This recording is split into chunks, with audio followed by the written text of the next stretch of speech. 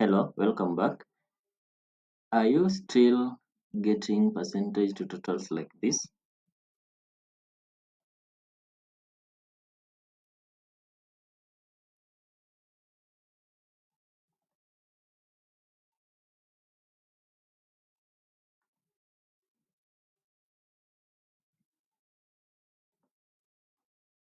Then dragging down.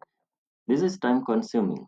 Okay, let me copy this and show you how you will get just by a click.